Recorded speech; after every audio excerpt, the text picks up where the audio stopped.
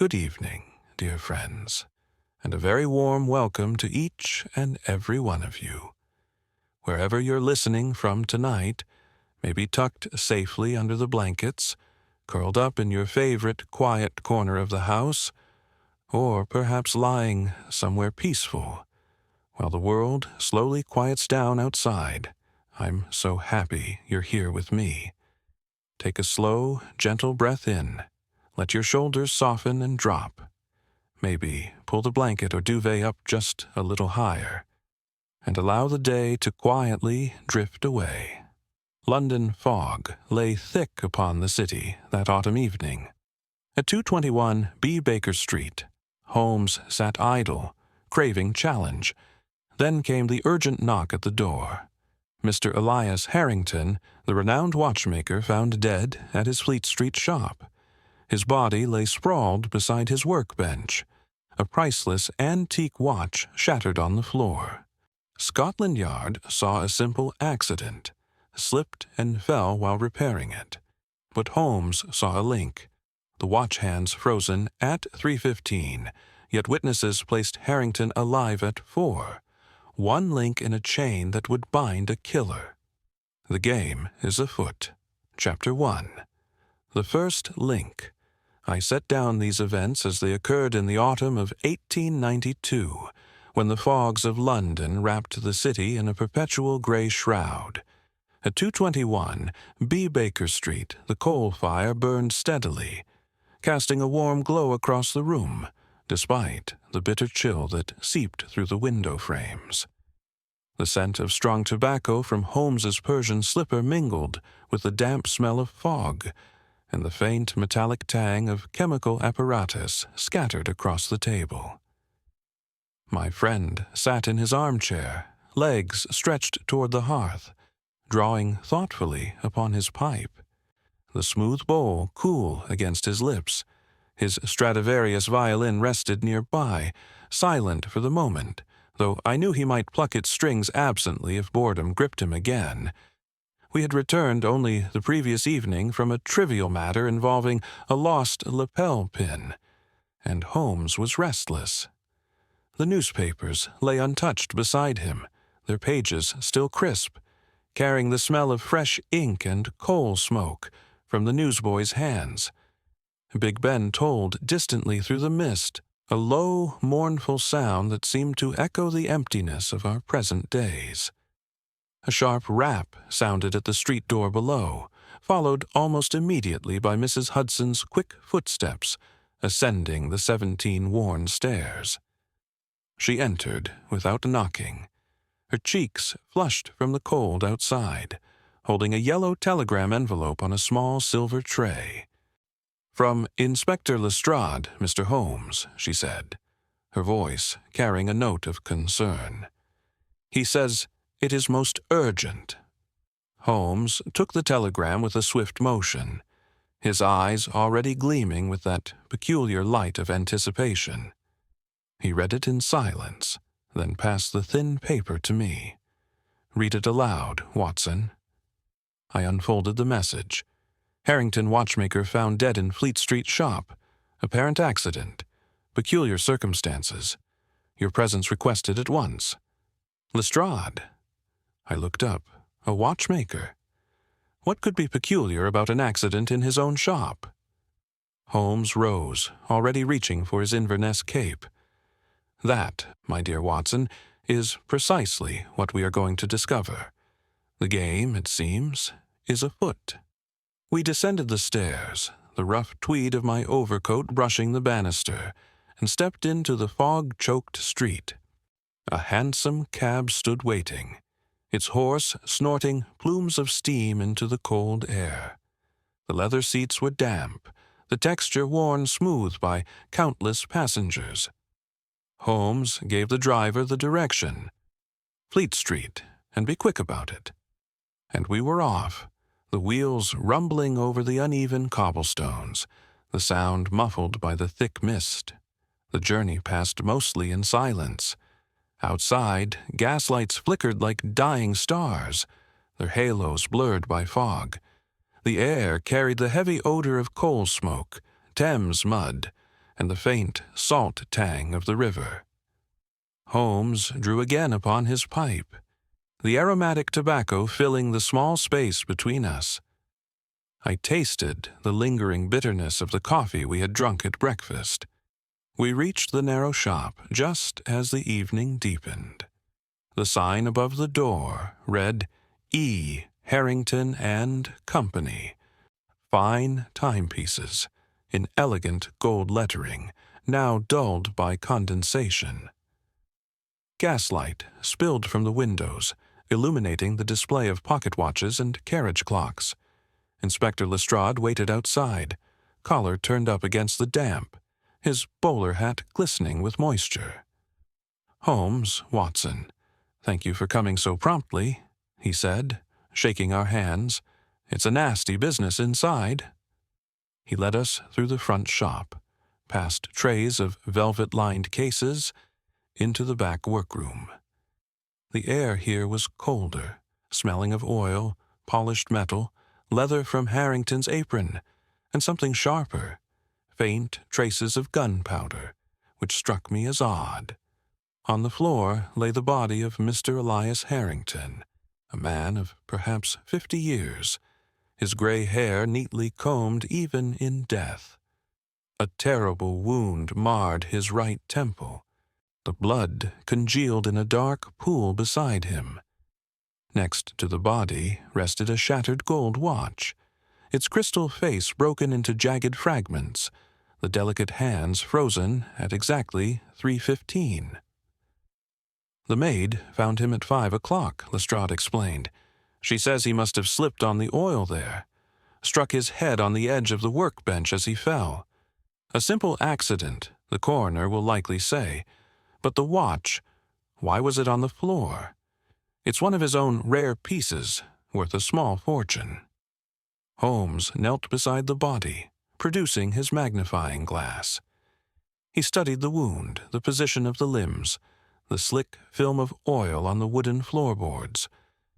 The texture under my own shoes felt slippery, like damp newspaper. He lifted the broken watch carefully, turning it in his long fingers, feeling the smooth gold case. "The first link. Watson," he said quietly, "observe the hands, fixed at 3:15, yet look through the rear window. The light outside is that of late afternoon, closer to 4 o'clock when the maid says she last heard him moving about. A man of Harrington's precision does not allow his own masterpiece to show incorrect time unless forced." He paused, eyes narrowing. "This watch was deliberately stopped and then shattered, post-mortem." I stared at him. "But why?" "The forge begins," Holmes continued. "Such deliberate tampering with time suggests an attempt to establish or conceal an alibi. I recall a similar instance in the affair of the engineer's thumb. There, the hydraulic press timing mechanism had been reset to mislead investigators, but the oil residue and gear marks betrayed recent use. The criminal had forgotten that machinery, like men, leaves traces of its true history. Here, the oil on the floor is fresh, yet the watch shows no oil within its works. Someone wished us to believe the fall occurred earlier than it did." He looked up at me. "Therefore, this was no accident. The link forges strong, Watson. Did you see it form before I spoke?" I admitted I had not. Holmes's powers never ceased to astonish me. He rose and examined the room further. 2 sets of footprints were visible in the thin oil, one larger, matching Harrington's shoes, the other smaller, perhaps a woman's or a slight man's. Rough wool fibers clung to the dead man's sleeve. A faint bruise marked the left wrist, older than the head wound, suggesting a struggle before the fatal blow. Outside, rain began to fall, tapping softly against the window panes, while foghorns moaned along the river. Lestrade listed the obvious persons of interest. The wife, Mrs. Amelia Harrington, in Mayfair. The son, Reginald, known for gambling debts, the business partner Victor Thorne, a rival watchmaker Mr. Baxter, the maid Eliza, and a noble client, Lord Ashford, who had visited that afternoon. Holmes paced slowly before the small grate in the workroom, where a low fire crackled, warming our chilled hands. "We have the first link," he said. "Others will follow. The chain has begun." We left the shop as the rain strengthened, the cold cobblestones gleaming under gaslight. Back in the hansom, the leather seats now wetter, Holmes sat in thought, pipe smoke curling around him. The scent of tobacco was strong, comforting in the damp night. At 221B, Mrs. Hudson had kept the fire burning high. The room felt warm against the bitter fog outside. Holmes reached for his violin, drawing a few slow notes, while I poured brandy, its sweet warmth cutting through the chill on my tongue. Chapter 2. Forging Connections. The following morning, the fog had thickened rather than lifted, turning London into a city of muffled sounds and blurred outlines. I awoke to the distant chime of Big Ben and the steady patter of rain against the window of 221B Baker Street. Downstairs, the coal fire burned brightly, filling the sitting room with warmth that contrasted sharply with the cold dampness outside. The air carried the familiar smell of Holmes's strong tobacco, mixed now with the faint aroma of Mrs. Hudson's breakfast, fresh toast and bitter coffee. Holmes was already up, standing by the window with his back to the room, hands clasped behind him, watching the blurred shapes of hansom cabs moving through the mist. When I entered, he turned, eyes bright. "We begin forging the chain today, Watson," he said. "We must speak to each person whose name has appeared in this matter. Links do not form in idleness." Mrs. Hudson appeared with the tray, her apron rustling softly. "You'll catch your death out there, gentlemen," she warned, setting down the steaming pot. "The fog is wicked this morning." We ate quickly, the hot coffee warming my throat, its bitterness sharp on the tongue. Then we donned our coats, the rough tweed of mine scratching slightly against my neck, and descended the 17 steps into the street. Our first destination was Mayfair, to the home of Mrs. Amelia Harrington. The hansom cab rattled along Oxford Street, wheels splashing through shallow puddles. The leather seats were cold and slightly damp. Outside, gaslights still burned, their light pale and sickly in the daylight fog. The scent of coal smoke hung heavy, mingling with the wet earth smell rising from the pavement. Mrs. Harrington received us in a spacious drawing-room, where a fire crackled in the grate. She was a handsome woman of about 40, dressed in deep black, her face pale against the dark fabric. The room smelled faintly of carbolic soap and the damp fog that had followed us in on our coats. "Gentlemen," she said, voice low and controlled, "this is a terrible shock. Elias was everything to me." Holmes sat opposite her, fingers steepled under his chin. "Mrs. Harrington, where were you yesterday afternoon between 3 and 5 o'clock?" "At home," she answered promptly. "Oh, I received a telegram from my husband at 3:15. He said he would be delayed at the shop." Holmes asked to see the telegram. She produced it from a small escritoire. The paper was thin, slightly worn at the edges, the ink still fresh enough to smell faintly of iron gall. Holmes examined it closely, then handed it back without comment. As we rose to leave, he murmured to me, "A small link, Watson. The telegram is dated yesterday, yet the ink has not fully dried in the folds. Curious." We returned to the cab. The driver cracked his whip and we moved off toward Soho, where Reginald Harrington kept lodgings. The streets grew narrower, noisier. Vendors called out despite the weather, their voices muffled. Reginald's rooms were on the second floor of a tall, narrow house. The staircase smelled of stale tobacco and old cooking. We knocked and were admitted by a young man in shirt-sleeves, his hair disordered, eyes red-rimmed. "Mr. Holmes," he said, voice hoarse, "I expected you sooner or later." He offered us seats in a cramped sitting room, where a small fire struggled to warm the air. The place reeked of pipe smoke, and the muddy scent that clung to his boots that had clearly been out in wet streets recently. Holmes came directly to the point. "You and your father quarreled frequently over money, I understand." Reginald nodded, running a hand through his hair. "Debts, cards. He refused to pay them off anymore. We argued yesterday, briefly, at the shop around 2 o'clock. I left angry. That was all." Holmes studied the young man's boots. "You returned later?" "No. I went straight to my club. Yet wool fibers, rough tweed, matching your coat, were found on your father's sleeve in the workroom." Reginald paled. I may have brushed against him during the argument. That's all." Holmes said nothing more, but I saw the connection forming in his mind. The link was there. "Did you forge it before Holmes?" Our next call was to Mr. Victor Thorne, the business partner, whose office lay in the heart of the city. The fog had begun to thin slightly, but the air remained heavy with coal smoke. Thorne's premises smelled of metal polish, oil, and the sharp metallic click of watch movements being tested on the workbench. Thorne was a stout man with thick fingers, his hands rough from years of delicate work.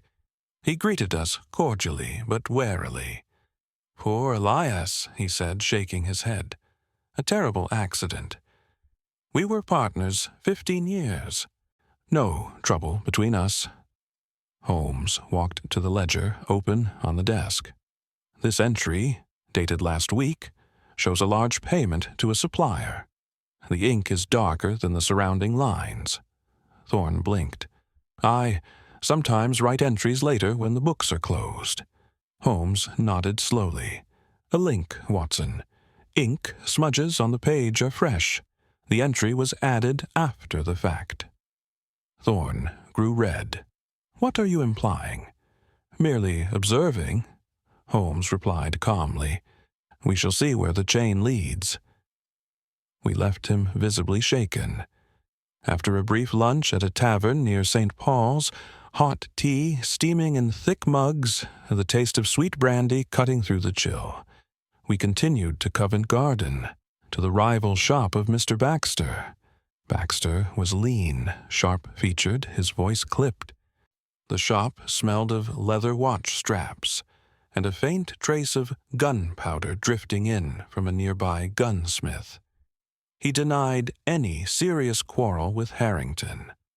"Business is business," he said. "We competed, nothing more." Holmes noticed a small pile of broken glass in the dustbin behind the counter. He picked up a shard. "Watch crystal?" "An apprentice dropped one yesterday," Baxter said quickly. "Nothing unusual." Holmes turned the fragment in his fingers. "The fracture pattern differs from the one in Harrington's shop. A red herring, perhaps, but we note it. The connection seems invisible. Can you see it?" Our final visit of the day was back to Fleet Street, to speak once more with Eliza, the maid. She was sweeping the front shop when we arrived, her small frame tense. The air inside was cold, smelling of oil and the lingering metallic scent of blood. "I found him at 5, sir," she repeated, voice trembling. "Just lying there. Horrible."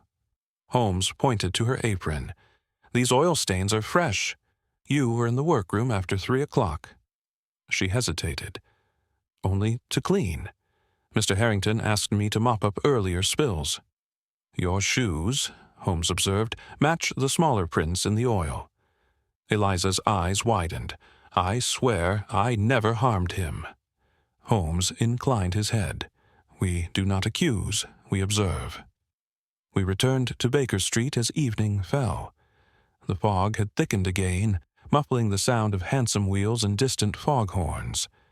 Inside 221B, the fire burned high, the room warm and welcoming. Holmes stood before the hearth, pipe in hand, smoke curling upward. Motives multiply, he said. Debts, rivalry, inheritance, secrets. Links are forging, Watson. The chain takes shape. I looked back over the day's conversations, the small observations, the inconsistencies. Watson missed it. Did you? The chain takes shape. Chapter 3. The chain grows. The third day dawned under a sky still heavy with fog, though the rain had eased to a fine drizzle that left the streets glistening and the air cold and damp.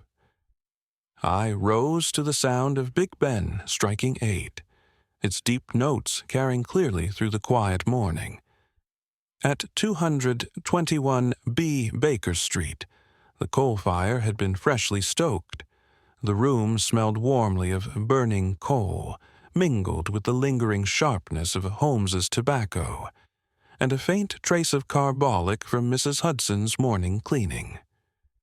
Holmes stood before the hearth, hands behind his back, staring into the flames. His violin lay untouched on the table. When I entered, he turned at once. "We return to Fleet Street today, Watson," he said. "The scene itself holds more than we first perceived. The chain grows only when we revisit the soil from which the first links sprang." I nodded, swallowing the last of the hot tea, its warmth welcome against the chill that clung to my bones. We donned our coats once more, the rough tweed now familiar, and descended to find a hansom waiting. The cab's wheels hissed over wet cobblestones as we made our way through the awakening city. Gaslights still burned here and there, their flames pale in the gray daylight. The air outside carried the heavy odor of Thames mud and wet coal smoke. Inspector Lestrade met us at the door of Harrington's shop. His bowler hat was damp, and he looked tired. "Back so soon, Holmes? I thought we'd covered everything yesterday." "Not everything," Holmes replied quietly. "Some things reveal themselves only on second acquaintance." He led us inside. The shop felt colder than before, the air stale and thick with the scent of machine oil, polished brass, and the faint metallic memory of blood. The body had been removed, but a dark stain remained on the floorboards, now partially scrubbed. The shattered watch still lay where it had fallen, untouched. Holmes knelt at once, producing his lens. He examined the workbench edge, then the floor beneath it. After a moment, he reached beneath the bench and drew out a narrow wooden drawer that had been concealed behind a false panel. It opened with a soft creak. Inside lay a small bundle of letters, tied with twine. Holmes lifted them carefully. The paper was cheap. The ink faded in places, but still legible. He scanned the topmost sheet. "Threatening notes," he said. "From Mr. Baxter, the rival, demanding Harrington cease undercutting prices or face consequences." Lestrade raised his eyebrows. "Baxter? He never mentioned any such letters." Holmes turned the pages slowly. "Observe the dates. The earliest is 3 weeks old, yet the ink on this final threat is darker, fresher than the rest. The paper has been handled recently, the creases still sharp." He passed one to me. The texture was rough, almost like newsprint. "A planted link, Watson," Holmes continued. "Someone wished us to suspect Baxter, but the forgery betrays itself in the ink. I recalled at once the matter of the Norwood builder. There, too, forged documents had been used to mislead. Letters supposedly written weeks earlier, but bearing ink that had not aged. The villain had charred a body to fake a death. Yet the chemical tests on the paper and the mismatched timeline of the correspondence exposed the plot. The burnt remains were animal, not human. The ink on the old letters was too fresh. Thus, the entire scheme collapsed under scrutiny of detail. Here, these letters are similarly false, inserted to draw attention away from the true hand at work. Holmes looked up. Therefore, Baxter is likely innocent of the murder, though perhaps not of rivalry. The link forges strong. Did you see it form before I spoke? I shook my head, once again admiring the swiftness of his reasoning. We moved to the rear of the shop. Holmes crouched again, studying the oil-slicked floor. After a moment, he reached down and lifted something small and bright, a gold button, engraved with a tiny monogram. He held it to the light. "Initials R.H.," he murmured. "Reginald Harrington." Lestrade whistled softly. "The son?" "Possibly." Holmes slipped the button into an envelope. "We shall see." We climbed the narrow stairs to Harrington's private office above the shop. The room was small, lined with shelves of ledgers and boxes of watch parts. A safe stood open, papers scattered across the desk. Holmes bent to examine them. He sniffed the air. "Gunpowder again," he said. "Faint, but unmistakable. And here—" He lifted a small brass cartridge case from the floor, half hidden beneath the desk leg. "Recently fired. No pistol in sight, however." Outside, footsteps hurried past in the alley below, muffled by the fog. A foghorn moaned from the river. A telegraph boy arrived just then, knocking timidly. Lestrade took the message and read it aloud. "From Lord Ashford. Harrington completed repair of my watch at 4 o'clock yesterday afternoon. He was in excellent spirits. Ashford." Holmes's eyes narrowed. The watch in the workroom was stopped at 3:15. Yet Ashford places Harrington alive and working at 4. The time has been falsified deliberately.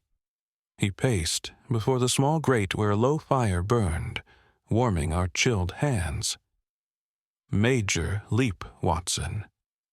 The shattered watch was not broken in a fall. It was stopped and smashed to mislead us about the hour of death.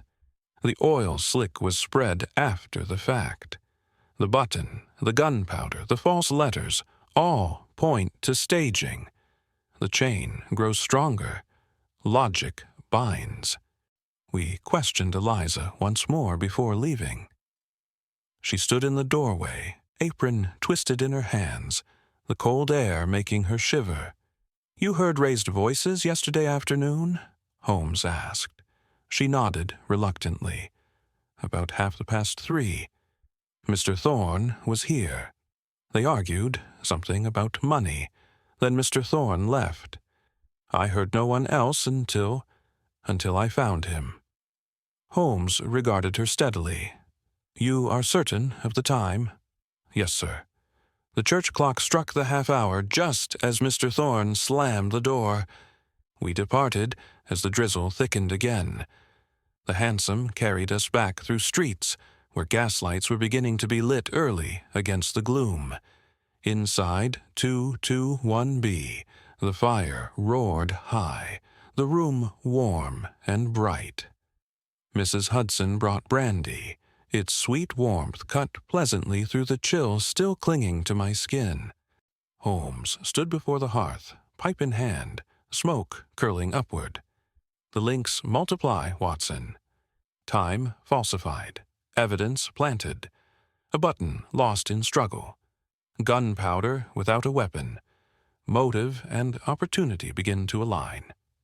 I looked back over the day's discoveries, the hidden letters, the fresh ink, the cartridge case, Lord Ashford's telegram. The connections were forming, link by link. The connection seems invisible.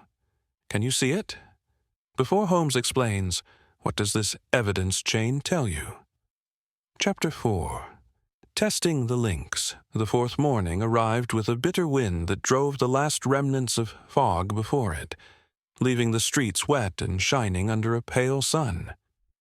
I woke to the sound of hansom cabs splashing through puddles and the distant, steady toll of Big Ben. At 221 B. Baker Street, the coal fire burned high, its warmth welcome against the chill that still clung to the window panes. The room smelled of fresh tobacco from Holmes's pipe, mixed with the faint aroma of Mrs. Hudson's breakfast, strong coffee and buttered toast. Holmes stood before the hearth, hands clasped behind him, staring into the flames. "Today we test the chain, Watson," he said without turning. "We shall pull at each link in turn. Those that are weak will break. Those that are true will hold." We finished breakfast quickly. The hot coffee warmed my throat, its bitterness sharp and bracing. Then we set out, coats buttoned against the wind, the rough tweed of mine brushing my neck as we descended the 17 steps. Our first call was to Reginald Harrington's lodgings in Soho. The narrow staircase creaked beneath our feet. The air smelled of stale tobacco and damp plaster. Reginald admitted us himself, unshaven, his eyes wary. "More questions?" he asked, voice rough. Holmes produced the gold button we had found in the workroom. "This bears your initials. It was discovered beneath your father's workbench." Reginald stared at it, then looked away. I must have lost it during our argument yesterday. That's all." "Your boots," Holmes continued, "still carry traces of Thames mud. Not the Fleet Street clay near the shop, but dockside mud. You were near the river after leaving your father." Reginald's face paled. "I went for a walk, to clear my head." Holmes regarded him steadily. "A walk that took you past the warehouses where your creditors wait." "The link trembles, Mr. Harrington. We shall see if it holds." We left him visibly shaken. "The connection seems invisible. Can you see it?" Next, we drove to Mayfair, to Mrs. Harrington's house. The drawing room was warm, the fire crackling pleasantly. She received us in the same black dress, her hands clasped tightly in her lap. The air carried a faint smell of carbolic and the damp wool of our coats. Holmes spoke gently. "Madam, you have not been entirely candid. There is an affair of the heart between yourself and Mr. Thorne." She drew in a sharp breath. "How did you—" "Trifles," Holmes said. "A lingering scent of his tobacco on a handkerchief left in your escritoire.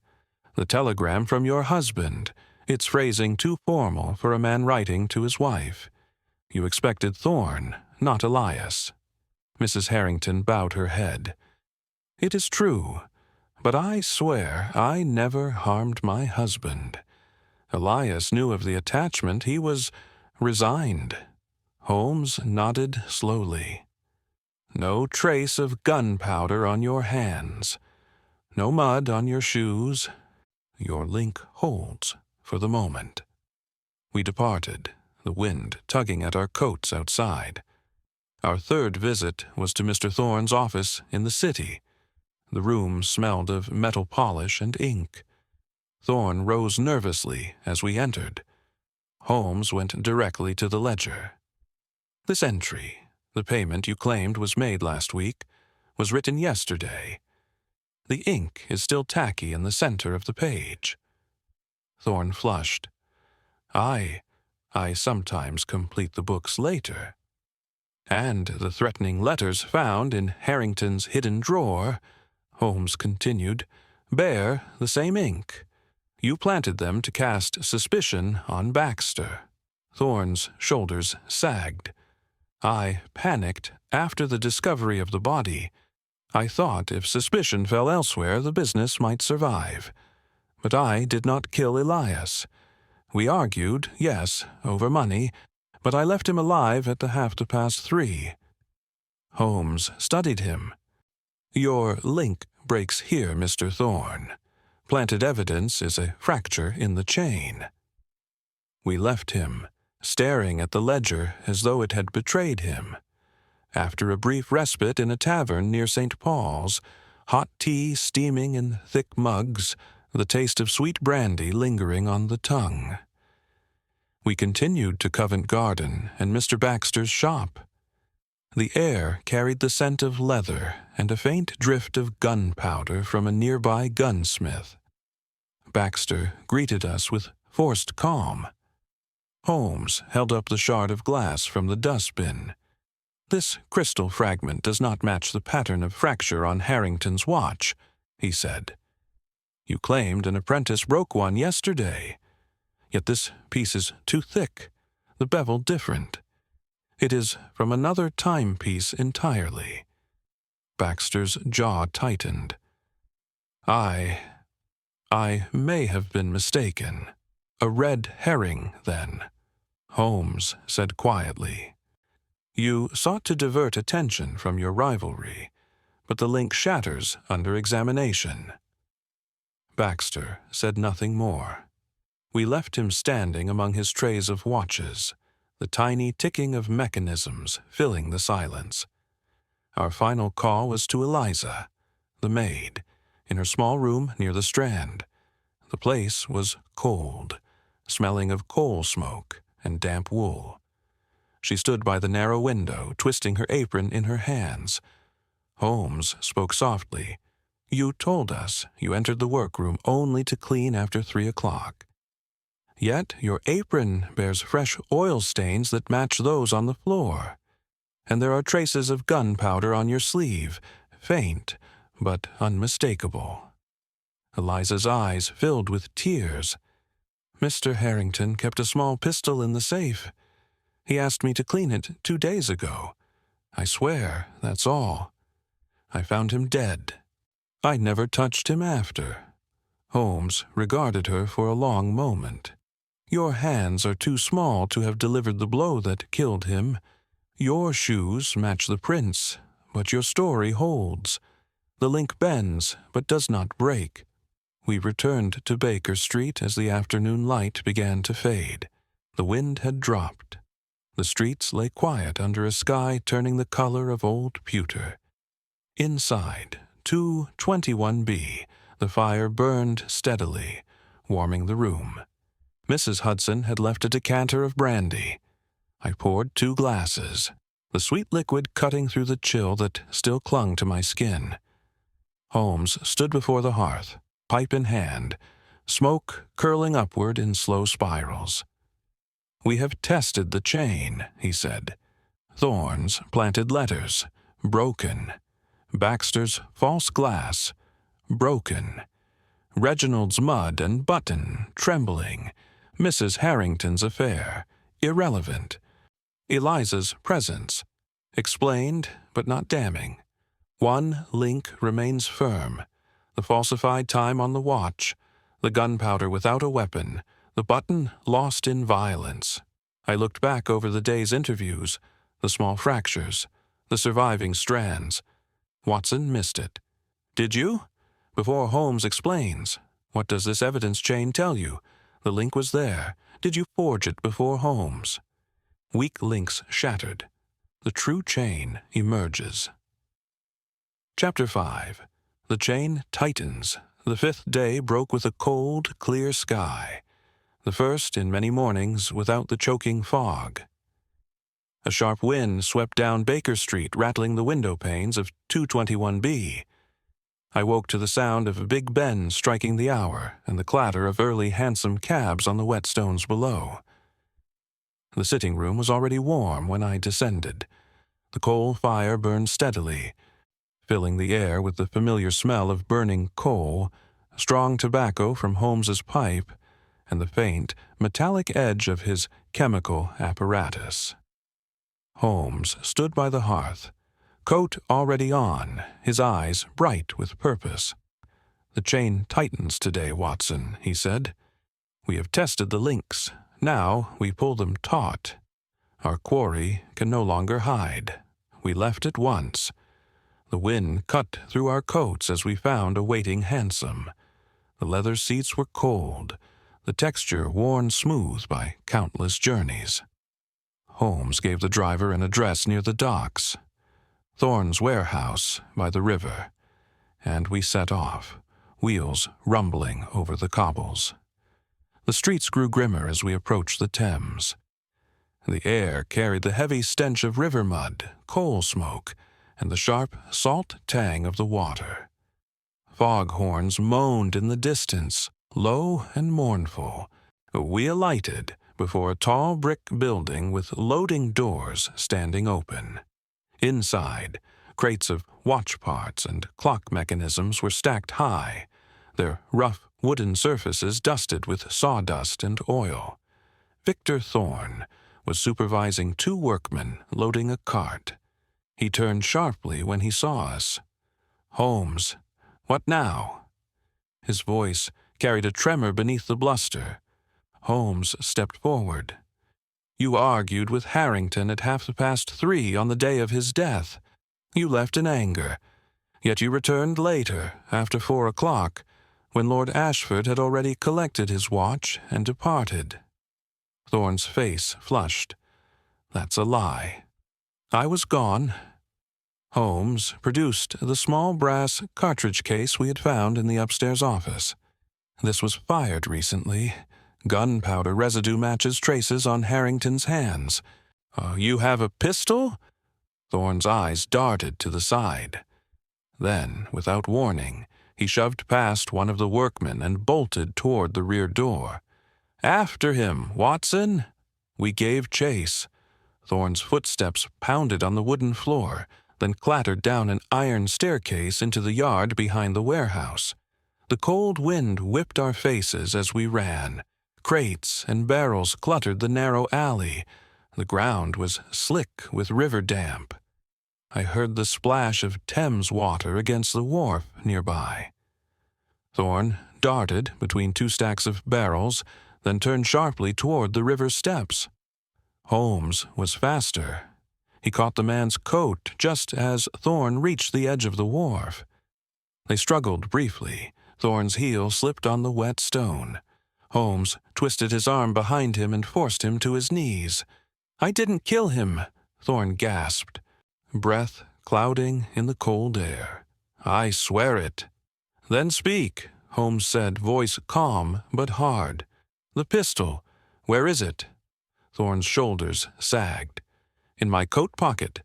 But I didn't fire it at Elias. I found it on the floor after I came back. I took it to protect myself." Holmes reached into the coat and drew out a small revolver. He sniffed the barrel. "Freshly discharged. The smell of gunpowder is unmistakable." Thorne shook his head frantically. "I didn't shoot. Someone else was there. Reginald. He came after I left the first time. I saw him slip in through the side door as I was leaving the second time. I swear it." Holmes looked at me. "A crucial link, Watson. Thorne's flight confirms his fear, but not his guilt. The pistol ties to the powder traces. The timeline shifts. Like the chase on the Thames and the sign of 4, where the small footprints and the creak of oars led us to Tonga and the steam launch. Here the mud on Reginald's boots and the timing of Thorne's visits chained together.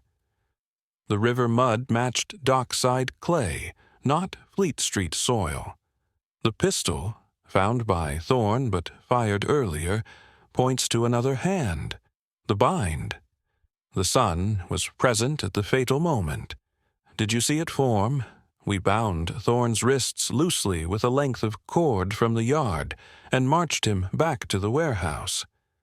A constable was summoned by a passing errand boy. Thorne was taken into custody for questioning, protesting his innocence all the while. We returned to Baker Street only long enough to warm ourselves by the fire and drink hot tea laced with brandy. The sweet warmth spread through me, cutting the chill from the river wind. Then we set out again, this time to the Reform Club in Pall Mall, where Reginald Harrington had claimed to spend the afternoon. The club's hall smelled of leather armchairs, cigar smoke, and polished wood. Reginald sat in a corner, a newspaper open before him, though his eyes were not on the page. He started when he saw us. Holmes spoke without preamble. "Your father was alive at 4 o'clock. Lord Ashford confirms it. You were seen near the shop at 4:30 by a street vendor. Your coat carries fibers that match those on your father's sleeve. The gold button with your initials was found beneath the workbench, and you carry the scent of Thames mud on your boots, mud from the docks where your creditors wait." Reginald's face drained of color. I went to see him again, to beg for money. We argued. He refused. I lost my temper. I struck him with a heavy spanner from the bench. He fell. I panicked. I thought if I stopped the watch and smashed it, people would believe it happened earlier. I spread oil on the floor to make it look like a slip. He buried his face in his hands. It was an accident. I never meant to kill him. Holmes regarded him without expression. "Yet you left him to die, and you attempted to conceal the truth. The chain is drawn tight, Mr. Harrington. There is no escape now." Reginald looked up, eyes wild. He sprang to his feet and bolted for the door. We pursued him through the club's corridors, past startled members and waiters. Outside, he ran blindly into Pall Mall. A hansom cab was just pulling away. He tried to flag it. Holmes and I closed the distance. I seized his arm. Holmes caught the other. He struggled briefly, then went limp between us. A constable appeared, summoned by the commotion. Reginald was handcuffed and led away, his head bowed against the wind. We stood on the pavement, breathing hard. The cold air stung my cheeks. Holmes drew his pipe from his pocket and lit it slowly, the match flaring briefly in the dusk. "The chain tightens," he said quietly. "No escape now." The link was there. "Did you forge it before, Holmes? What chain would you build from these observations?" Holmes saw 3 links in today's pursuit. "How many did you spot?" Before Holmes explains, what does this evidence chain tell you? The chain tightens. No escape now. Chapter 6.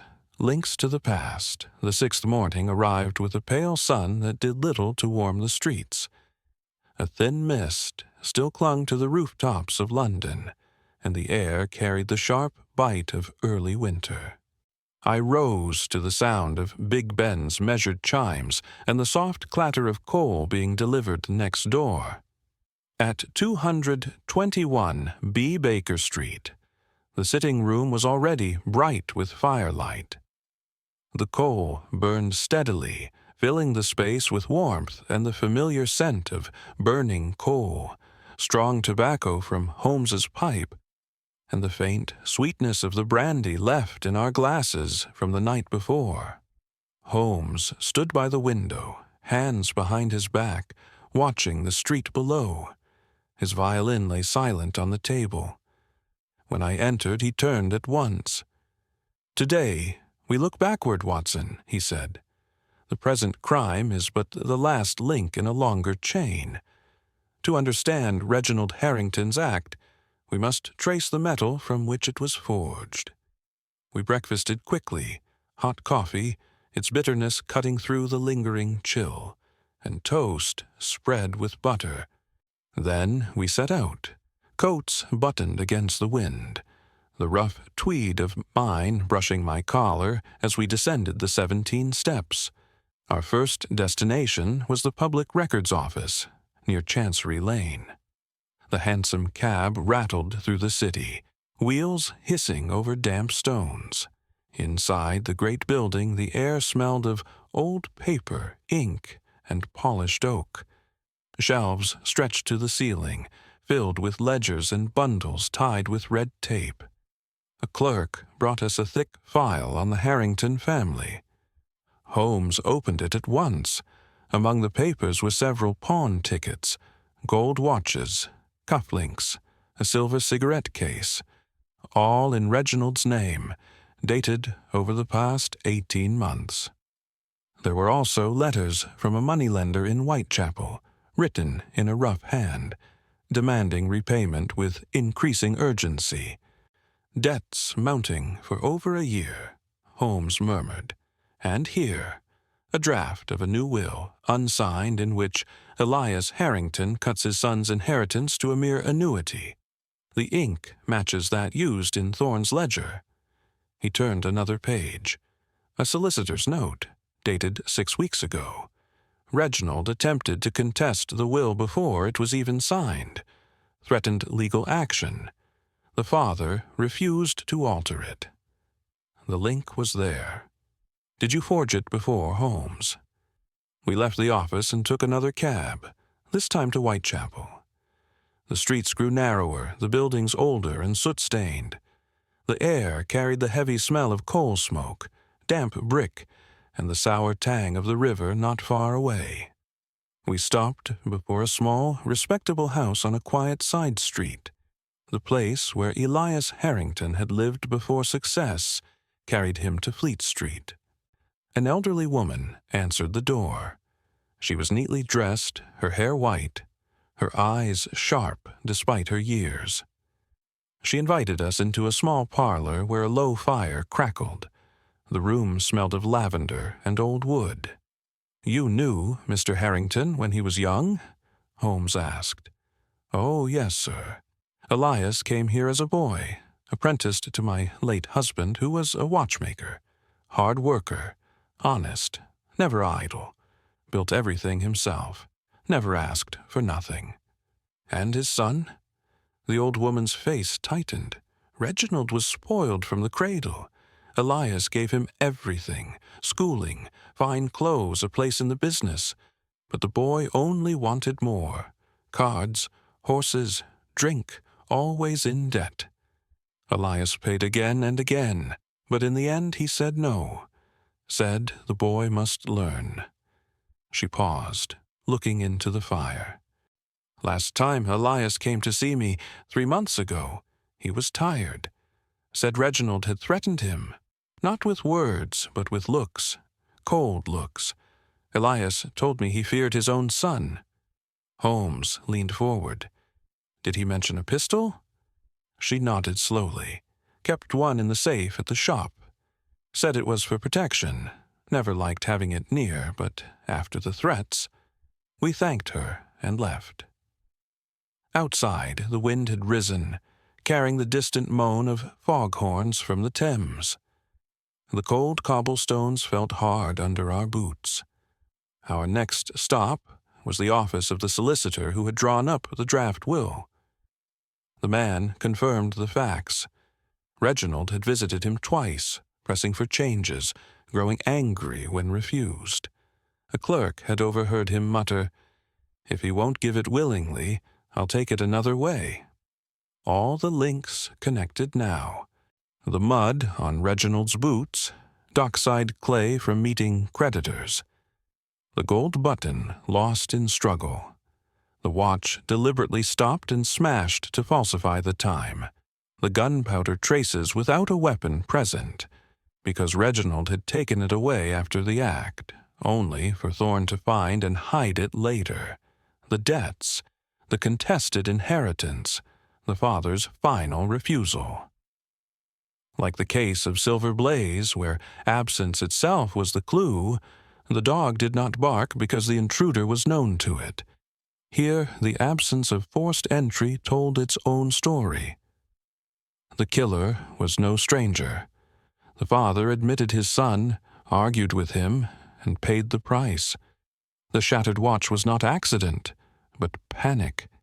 The oil slick was not clumsiness, but cover. Reflection by the fire that evening at 221B. The room was warm, the coal crackling softly. Mrs. Hudson had brought brandy. Its sweet warmth lingered on my tongue. Holmes stood before the hearth, pipe in hand, smoke curling upward. "Past and present are one chain, Watson," he said quietly. "The boy who was given everything learned to expect it. When expectation was denied, he struck. The motive is old, the act is new.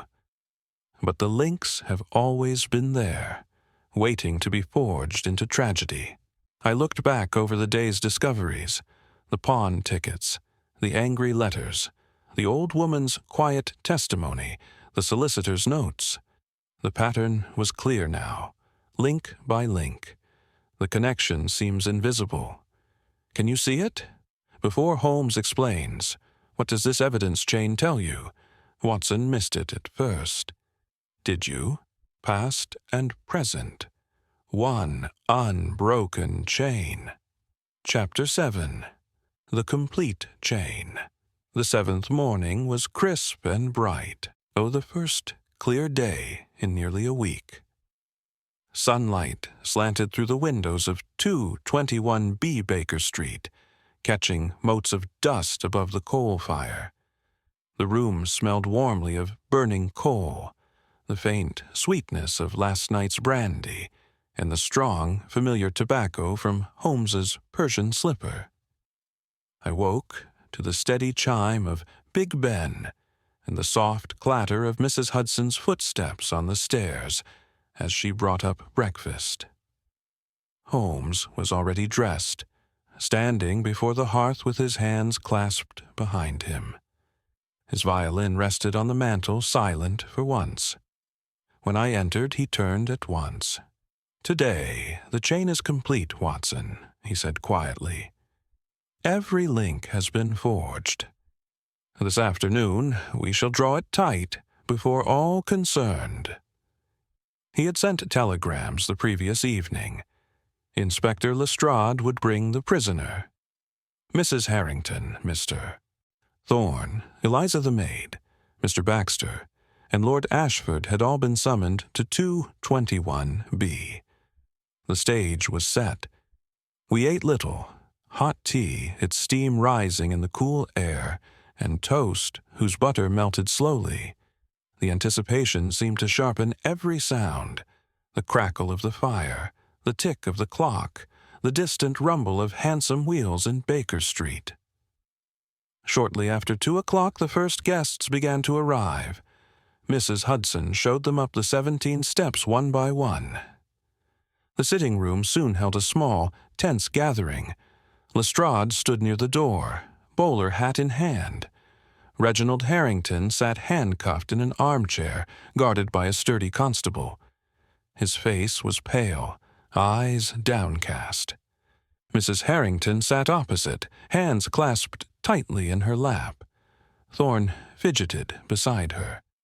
Eliza stood near the window, twisting her apron. Baxter and Lord Ashford occupied the sofa, the one watchful, the other puzzled. Holmes stood before the fire, tall and calm, fingers steepled under his chin. The room was warm, despite the number of people. The coal fire burned steadily, sending out a gentle heat that contrasted with the chill tension in the air.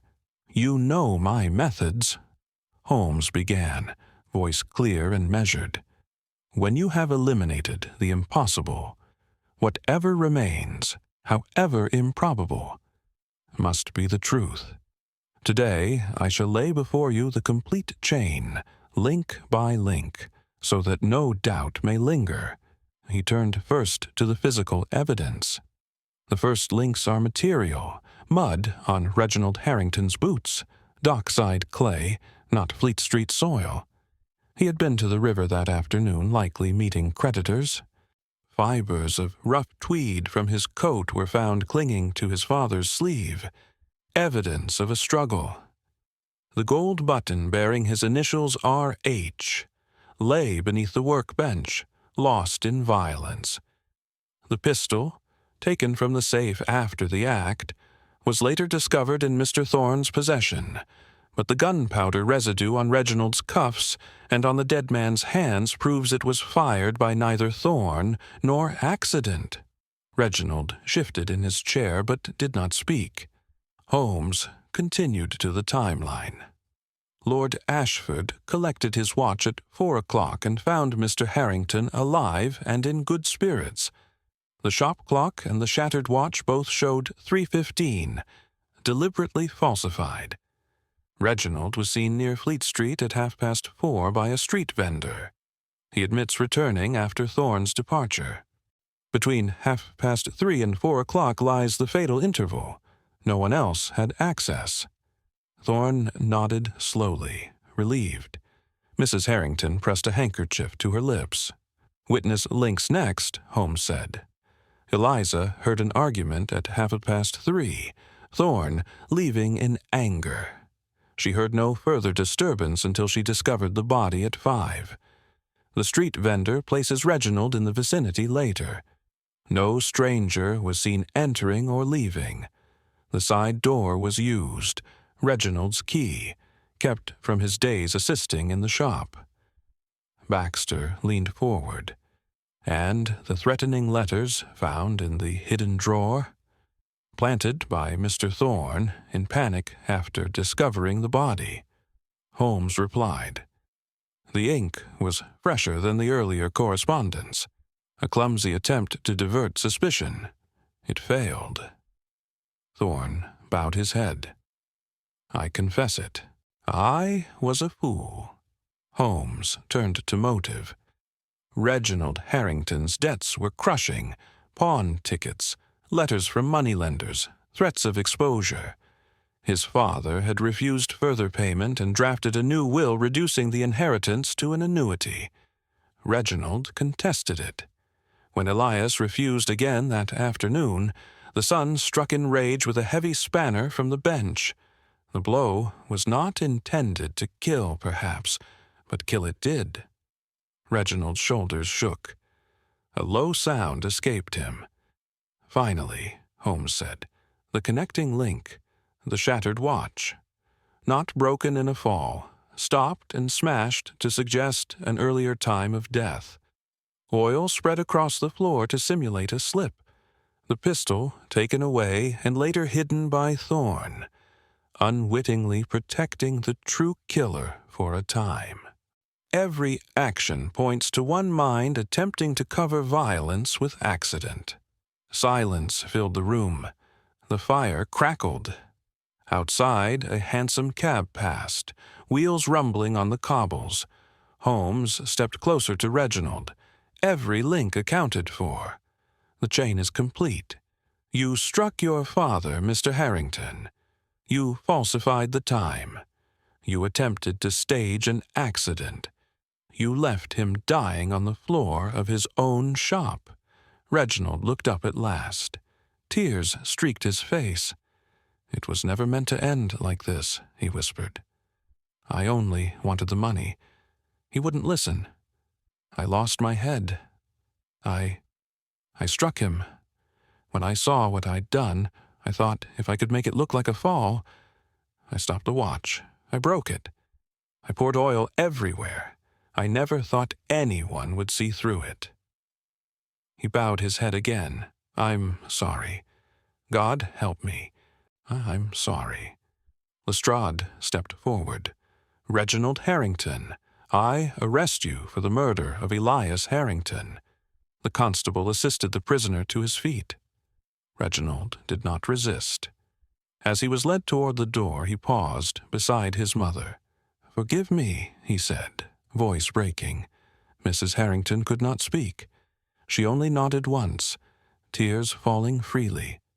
The door closed behind them. The room seemed suddenly still. Holmes turned to the others. The innocent are cleared. Mr. Thorne's foolishness with the letters was misguided, but not murderous. Mrs. Harrington's private sorrow need trouble her no further. Mr. Baxter was never more than a rival. Eliza performed only her duty. Lord Ashford's testimony anchored the true hour of death. He inclined his head. "The matter is concluded." Lord Ashford rose. "Remarkable, Mr. Holmes. Simply remarkable." One by one they took their leave. Thorne lingered last. "I owe you an apology, sir," he said quietly, "and thanks." Holmes merely nodded. When the door had closed for the final time, Holmes returned to the hearth. I poured 2 glasses of brandy. The sweet warmth was welcome after the strain of the afternoon. Watson missed it at first. "Did you?" Holmes saw 3 final connecting links in this room. "How many did you spot?" The link was there. "Did you forge it before, Holmes?" Every link accounted for. The chain complete. Chapter 8. Justice in Chains. The 8th day dawned cold and still, the first hard frost of the season glazing the rooftops and pavements of London. I woke to the sharp chime of Big Ben and the faint scrape of the knife-cleaner's barrow passing below in Baker Street. At 221B, the coal fire had been lit early. The room smelled warmly of burning coal, the lingering sweetness of last night's brandy, and the strong, comforting tobacco from Holmes's pipe, which he had smoked late into the evening while reflecting on the case. Holmes stood by the window, hands in the pockets of his dressing gown, watching the street where a thin rime of frost sparkled under the weak winter sun. When I entered, he turned, eyes calm but satisfied. "The chain is complete, Watson," he said quietly. "Today we witness its final purpose. Justice must be seen to bind as surely as logic." We breakfasted in near silence, hot tea steaming in the chill air, toast crisp and buttered. The tension of the previous day still hung over us, though now it was tempered with the certainty of resolution. At 10:30, a police van drew up outside. 2 constables escorted Reginald Harrington from the vehicle. His wrists were manacled. The iron links clinked softly as he stepped down onto the frosted pavement. He wore the same coat he had worn on the day of the murder, now creased and stained. His face was pale, unshaven, eyes hollow. He did not look up as the constables guided him toward the station in Bow Street, where the formal charging would take place. Holmes and I followed in a hansom cab. The wheels crunched over the thin ice on the road. The horse's breath steamed in white plumes. The air outside was sharp with frost and carried the faint smell of coal smoke from 100 chimneys.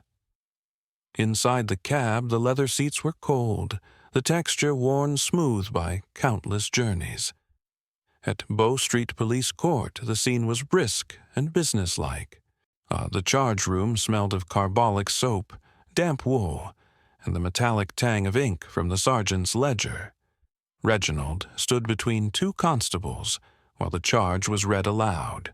Willful murder of Elias Harrington, committed on the afternoon of the 14th of November. Reginald listened in silence until the end. Then, in a low voice that barely carried, he spoke. "I did not intend to kill him," he said. "We argued. He refused me again, said I had bled him dry. I lost my temper. The spanner was in my hand. I struck once. He fell. When I saw the blood, I panicked. I thought if I could make it look like an accident, stop the watch, break it, spread the oil, then no one would know. I never meant for him to die." His voice cracked on the last word. The sergeant continued writing without comment. The chains on Reginald's wrists clinked as he shifted. Inspector Lestrade stood nearby, arms folded. "You'll have your say before the magistrate, lad," he said, not unkindly. "But the evidence is overwhelming. Mr. Holmes's chain leaves no room for doubt." Reginald looked up, then, directly at Holmes, who stood quietly near the door. "You saw everything," he said. "Every lie, every mistake." "How did you know?" Holmes regarded him without anger. "I observed what was there, Mr. Harrington. Mud that did not belong, fibers that should not have been present, time that had been tampered with, a watch that was too important to its owner to be broken by chance. You forgot that every act leaves traces, however small." Reginald bowed his head again. "I thought I was clever. I wasn't." The sergeant finished the entry. Reginald was led away to the cells to await the first hearing. The iron door closed behind him with a heavy clang that echoed down the corridor. Outside, Lestrade joined us on the pavement. The frost still sparkled on the cobblestones, our breath clouded in the cold air. "A clean case, Holmes," Lestrade said. "No loose ends. The letters planted by Thorne, explained. The pistol hidden in panic accounted for. The maid's presence, innocent. Mrs. Harrington's sorrow, private. Even Baxter's rivalry amounted to nothing more than bad feeling. Your chain bound him tighter than any handcuffs." Holmes inclined his head. "The chain was forged by the facts themselves, Inspector. I merely presented the links in order." We walked slowly back toward the Strand. The streets were busy now. Clerks hurrying to offices, vendors calling their wares, hansom cabs clattering past. The frost was already beginning to melt in the patches where the sun reached it, leaving wet, shining stones. Lestrade paused at the corner. "Scotland Yard will prepare the papers for the Crown. The magistrate's hearing is set for next week. After that, Old Bailey. The evidence is strong. He'll hang, most likely." Holmes said nothing. I felt the weight of the words settle over us. We parted from Lestrade near Fleet Street. Holmes and I continued on foot toward Baker Street. The cold air stung my cheeks. The rough tweed of my coat scratched against my neck. We passed the shop where it had all begun. The windows were shuttered now, the sign still reading E. Harrington and Company, fine timepieces. A small wreath of black crape had been tied to the door handle, Mrs. Harrington's quiet tribute. Holmes paused for a moment before the closed door. "A life ended here," he said softly. "A chain of greed and desperation forged in a single blow. Yet the truth, once seen, cannot be shattered like that watch." We resumed our walk. The sun climbed higher. The frost retreated further. By the time we reached Baker Street, the pavement was merely damp, the air already losing its bite. Inside, 221B, Mrs. Hudson had kept the fire high. The room felt warm and welcoming after the chill of the streets. Holmes removed his coat and stood before the hearth, hands outstretched to the flames. I poured 2 glasses of brandy. The sweet liquid warmed my throat as I drank.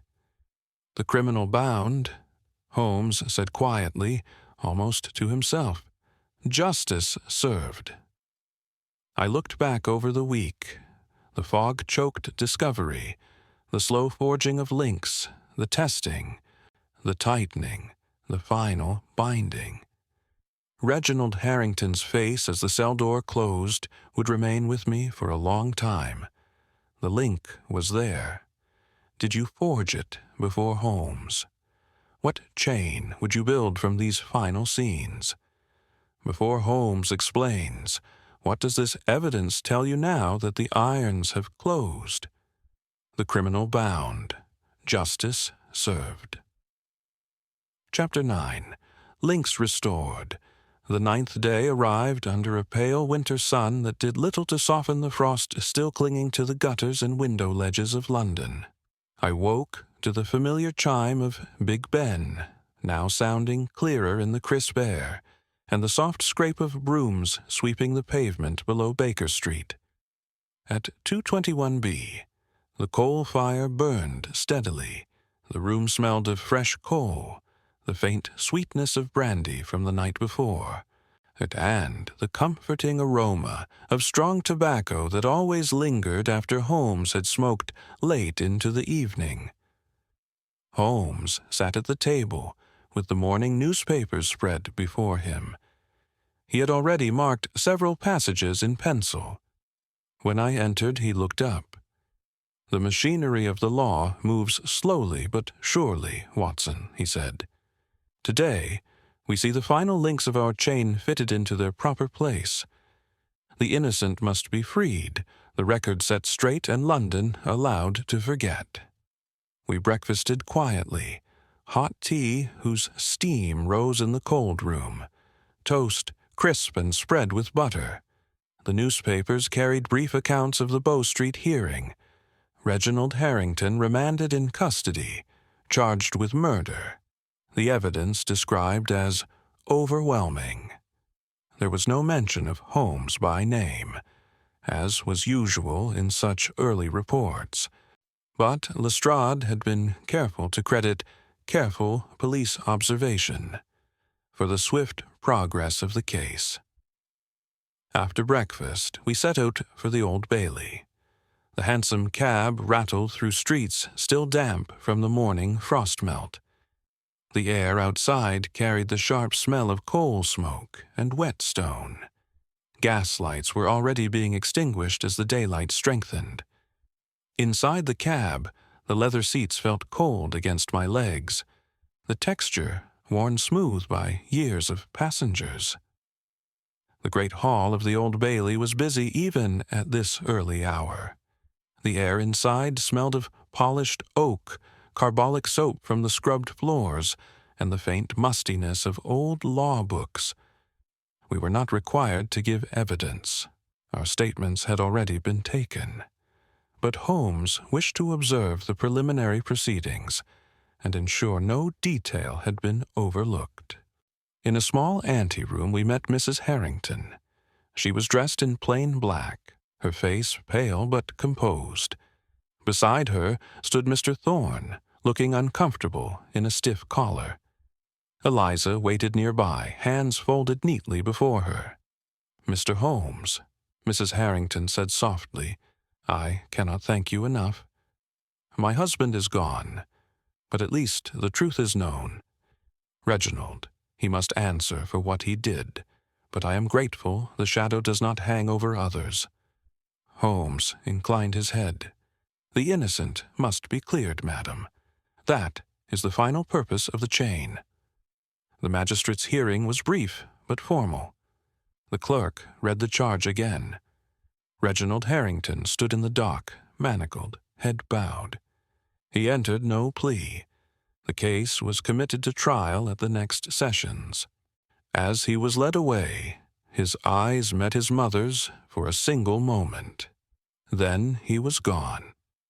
Afterward, we spoke briefly with the solicitor representing the Harrington estate. He confirmed that the contested will had never been signed. The original document stood. Mrs. Harrington would inherit the business and the house in Mayfair. She intended to keep the shop open under the management of a trusted foreman. "Elias built it with his own hands," she said quietly. "It should continue. Perhaps in time it will carry happier memories." Thorne had already withdrawn his claim to any partnership share beyond what was legally documented. He spoke to Holmes aside. "I was foolish with those letters," he admitted. "But I never wished harm to Elias. I'll see the business through this difficult time, for his sake and hers. I owe you that much." Holmes merely nodded. "See that you do, Mr. Thorne." Eliza, too, had been cleared beyond question. The magistrate had noted her evidence as straightforward and credible.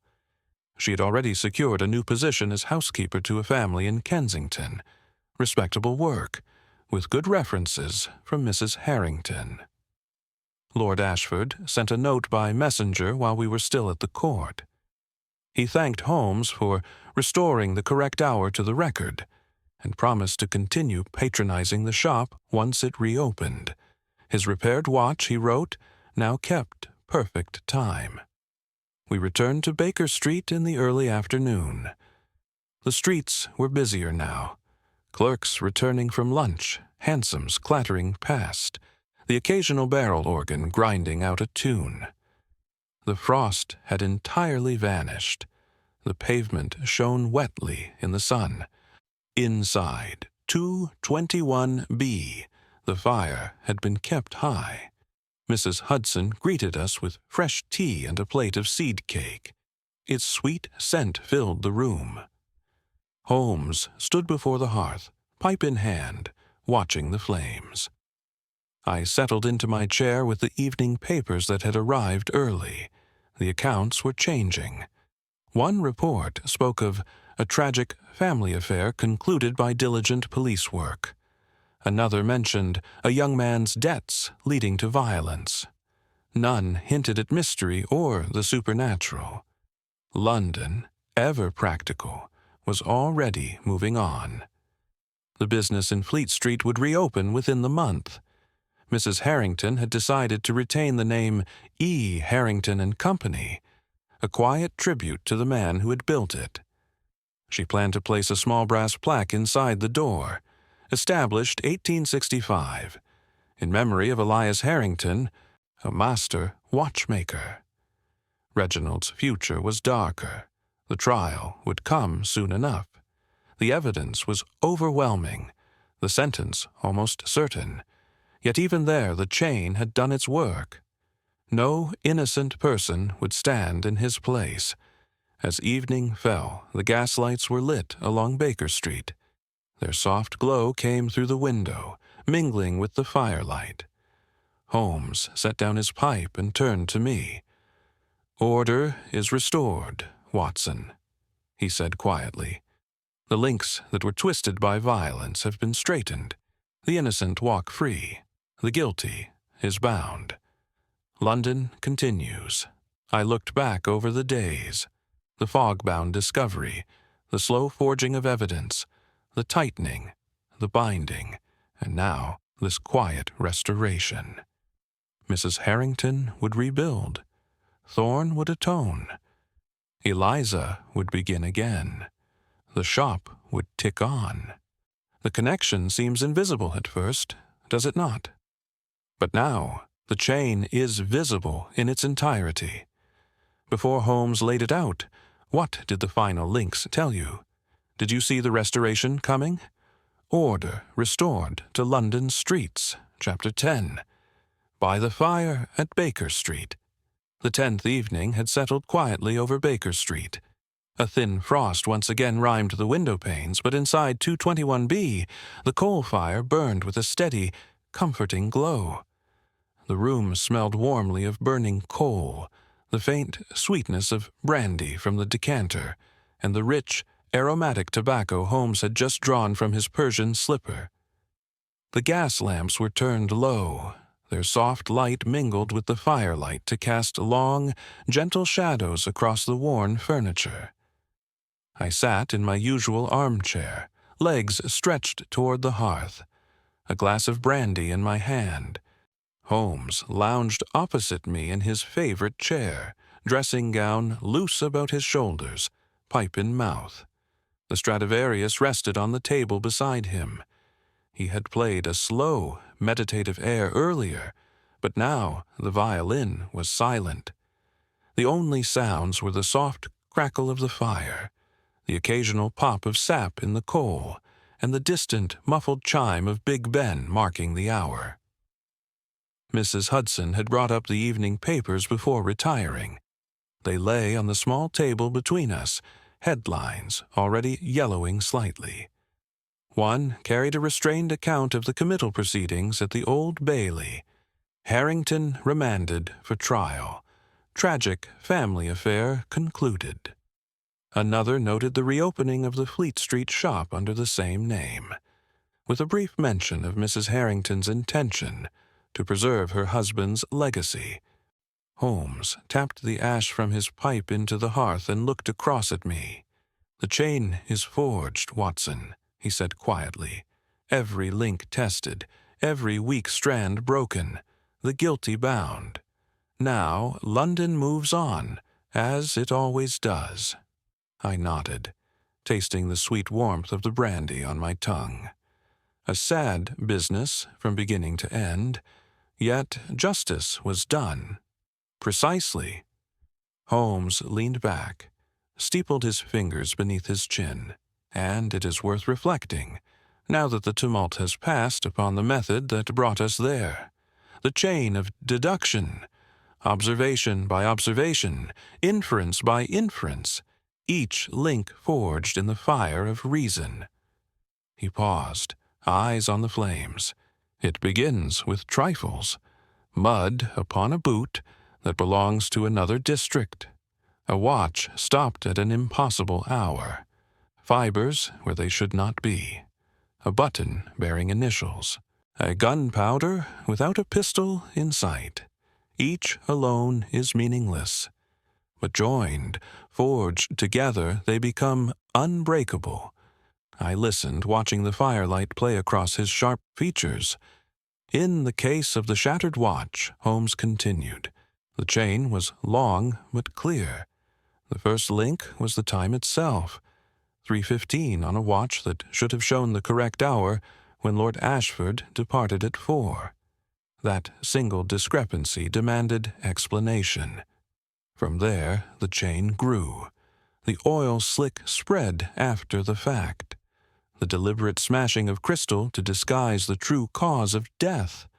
The planted letters in fresher ink. The missing pistol later found in Thorne's possession. The dockside mud on Reginald's boots. The gold button lost in violence. Each observation connected to the next. When one link trembled, Thorne's foolish forgery, of Baxter's red herring glass, it was tested and discarded. The true chain held. He drew again on his pipe, smoke curling upward in slow spirals. I recall the affair of the Reigate squires, he said after a moment. There, too, the chain was built from fragments, a torn note found near the scene of a burglary. The handwriting mismatched the supposed author. The paper itself bore traces of soil from a particular garden. A single sheet, yet it connected to the trainer's alibi, the stable boy's silence, the baronet's sudden illness. Piece by piece the links formed until the entire conspiracy stood revealed. Blackmail, forgery, and attempted murder, all chained together by observation.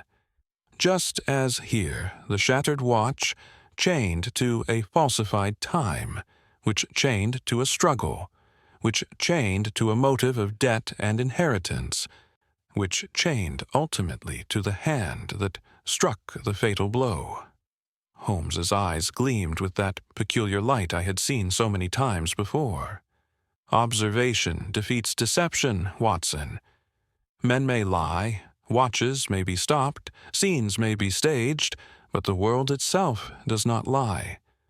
Mud remembers footsteps, ink betrays its age. Fibers cling where they should not. The science of deduction is nothing more than the patient recognition of these truths. Eliminate the impossible.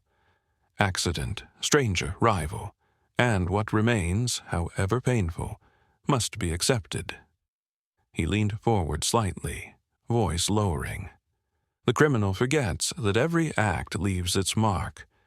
Reginald Harrington believed he could shatter time itself, stop the watch, break the crystal, spread the oil, and so shatter the truth.